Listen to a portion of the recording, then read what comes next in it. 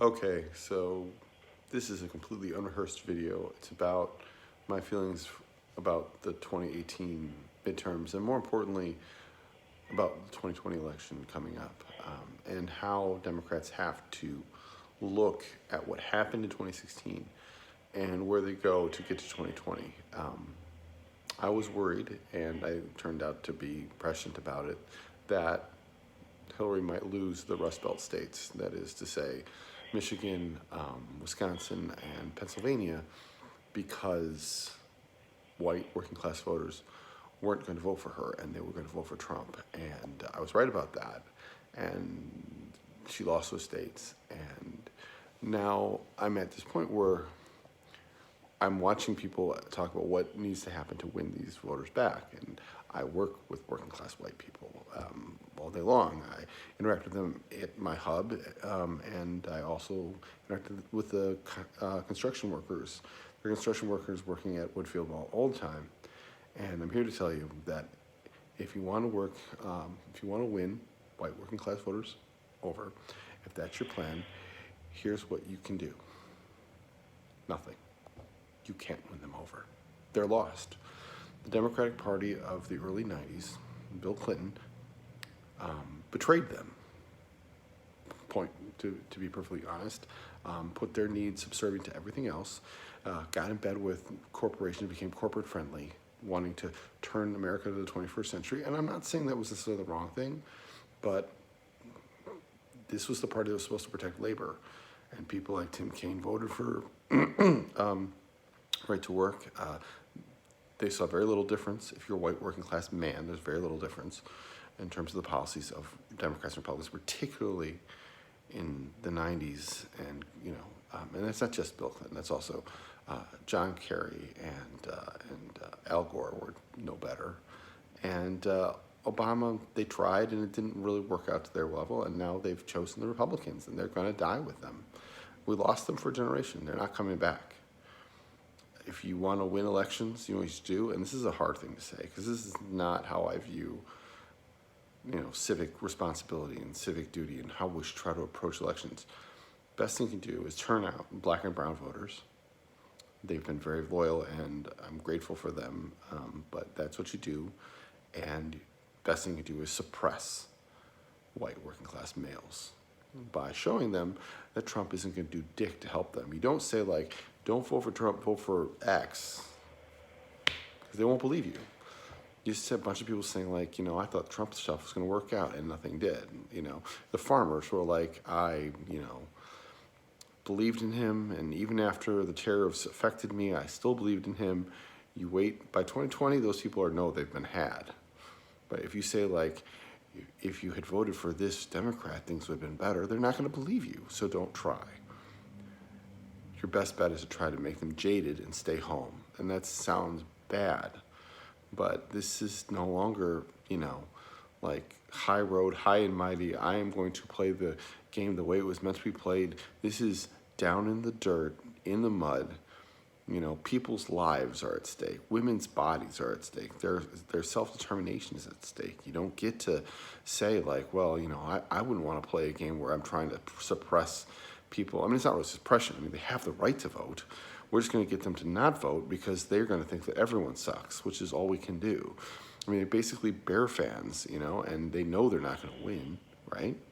But you're not going to convince them to, root for the Packers. So try to get them to stop watching football. That's really where you're at,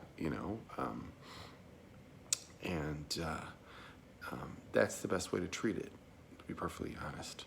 And it's a hard fact that that's what you have to do, but you're not going to win over. I've listened. It's the idea is sort of like they're Republicans first, and then you go, why are you Republican? And they give you their rationale, and then you point out that their rationale makes them Democrats, and they'll be like, well, no, my real rationale is this, and you'll be like, actually, even that rationale means you should be a Democrat. Oh, no, my real rationale is, you have to understand that what they're doing is that they're starting off as Republicans, like they're starting off as Bear fans, and they're explaining to you why they are Republicans or Bear fans, and you're trying to explain to them why they should be Packer fans, and they're never, ever going to be. They're not. I mean, yeah, a lot of it's racism, don't get me wrong. I mean, Jesus, I hear racist shit at work all the time. I point out some of that. I tell people to come on, but how much of it can I do? I only see these guys for like a half an hour before I start my route, and then I don't see them the rest of the day. There's only so much I can do. The truth of the matter is that, it's some of it's that. Some of it is that they know they've been had by the Democratic Party of the past. We can win them over long term by worrying about working class people as a whole. Don't worry about working class white people. Worry about working class people. And they're probably not going to come over in 2020. They're probably not going to come over in 2024.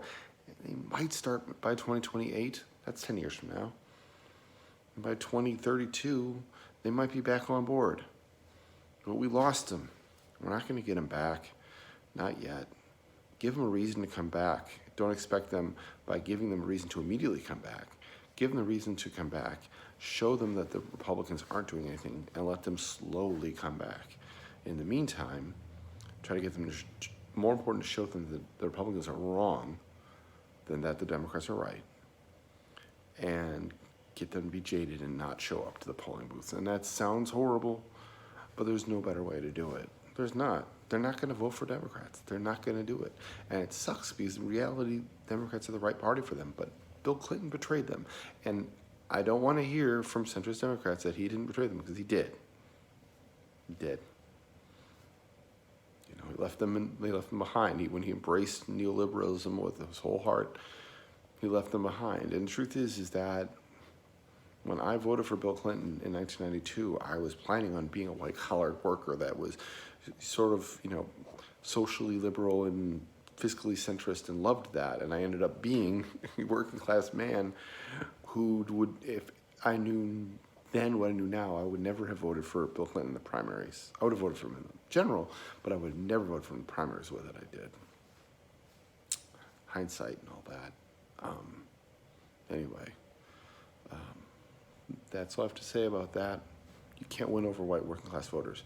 Tell them that voting for Trump isn't going to help them, and that they basically are better off staying at home and watching football than they are voting. And turn out black and brown people. Worry about working class people as a whole, because there's plenty of working class black and brown people in this country whose needs need to be met, who aren't voting either, by the way.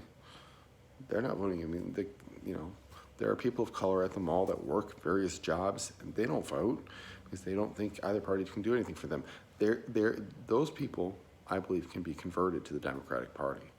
They can be converted. They're not like the white working class people who are jaded and have decided to vote for Republicans because they want to own the libs. They're lost. But the black and brown people of the working class that don't vote, I mean, Sean King's great, but he's an intellectual college graduate, right? He's gonna vote. Guy who works at the Garrett popcorn stand's not gonna vote until we give him a reason to. So worry about him. Get that guy to vote. That's our future. We make our policies better for all working class people to get those people to join us now.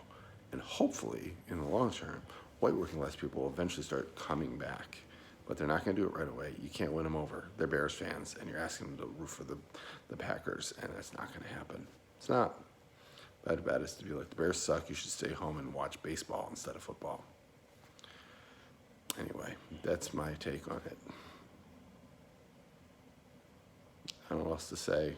We have to win stuff back. We have to get back the presidency and the Congress if we're going to stop the damage that's been done with this nomination and confirmation of Brett Kavanaugh. I mean, this isn't just going to affect women, although it definitely affects them more than anyone else. There's so many ways that this is going to affect people up and down the line. And if we don't have control of the executive and the legislative to combine to make up for the fact that we've just lost the Supreme Court for a long, long time, we're going to have trouble. So we need to get all that back. And we can only do that by embracing political reality, that is, working class white people aren't coming back.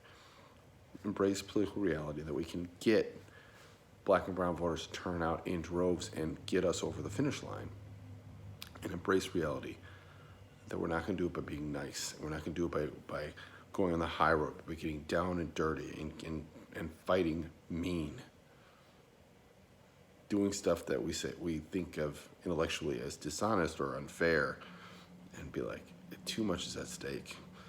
You know, if you're in a fight for your life, you can't go, well, I can't kick the guy in the nuts. That's not right. You're in a fight for your life. Kick him in the nuts. You got to do it. Otherwise, you're going to die. And that's how it goes.